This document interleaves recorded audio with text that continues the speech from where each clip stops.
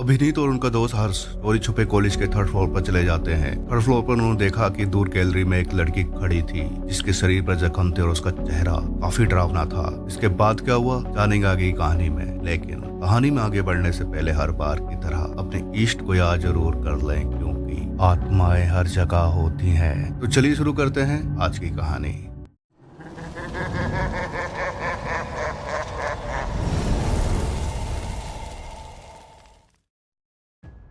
जरा सोचो, दिन में दिखने वाली कुछ जगह जहाँ इतनी चहल पहल होती है, वहीं रात को वहाँ का नजारा काफी ज्यादा डर और खौफ से भरा होता है। और ऐसी जगह अपने अंदर कुछ ऐसे राज छुपाए बैठी होती है जो कि काफी डरावने होते हैं। आज की कहानी है शिमला के कॉलेज की, जहाँ दिन में तो काफी रौनक होती है, लेकिन अंधेरा होते ही वो कॉलेज किसी वीरान इमारत से कम नहीं लगता। तो हेडफोन लगाइए और मजा लीजिए आज की कहानी का। अभिनीत राणा, जो हिमाचल के शिमला सिटी के रहने वाले हैं, +2 कंप्लीट करने के बाद वो शिमला के ही काफी अच्छे कॉलेज में एडमिशन लेते हैं। और जो कॉलेज जाने की एक्साइटमेंट जैसा कि हर एक स्टूडेंट के अंदर होती है, वैसी ही एक्साइटमेंट अभिनीत के अंदर भी थी। जब इसका कॉलेज स्टार्ट होता है तब काफी सारे फ्रेशर्स स्टूडेंट आए हुए थे, और ये वो टाइम होता है जब कॉलेज में एक अलग ही तरह की रौनक होती है। जूनियर सीनियर सब काफी ज्यादा एक्साइटेड होते हैं। Freshers party, get together, function, ये सभी हर एक स्टूडेंट के लिए किसी मूवी से कम नहीं होते। लेकिन इन सब के बीच कुछ घटनाएं ऐसी होती हैं कि इनका सच बेहद डरावना होता है। अभिनीत कहते हैं कि उनके कॉलेज के बारे में स्टूडेंट्स के बीच एक बात फैली हुई थी कि ये कॉलेज हॉन्टेड है। अभी सस्ता या अफवाह, इस बात को लेकर कई स्टूडेंट में कंफ्यूजन थी। हो सकता है फ्रेशर्स को डराने के लिए सीनियर द्वारा बनाई गई बातें हो। उस दिन काफी अच्छे बीतते हैं और कॉलेज में स्टूडेंट्स के अपने अपने ग्रुप बन गए थे।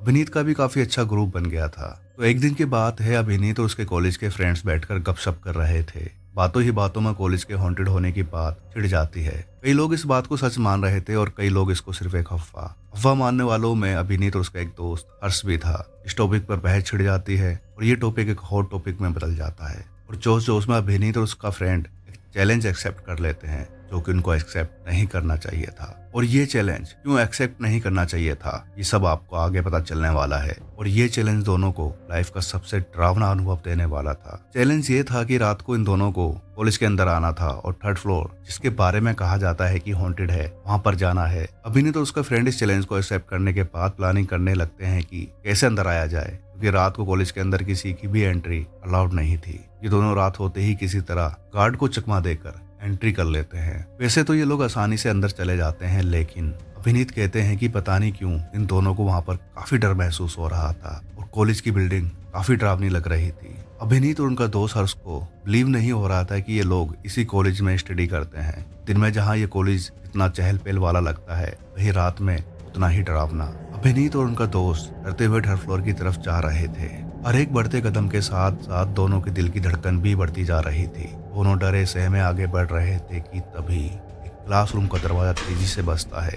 यह आवाज सुनते ही डर से दोनों कांप जाते हैं। अब इन दोनों को फील हो रहा था कि शायद इन दोनों ने यहाँ आकर बहुत बड़ी गलती कर दी है। ये दोनों अपने आप को संभाल ही रहे थे कि तभी इनको दूर गैलरी में कोई खड़ा दिखाई देता है। अब तो इनकी डर से और भी ज्यादा हालत खराब हो गई थी, और ये जो कोई भी था दिखने में एक लड़की की तरह ही था। ये दोनों थोड़ा और आगे उसके नजदीक जाते हैं तो सच में वो एक लड़की ही थी। लेकिन अब जो इन दोनों ने देखा, उसे देखकर तो दोनों की डर से चीख ही निकल गई।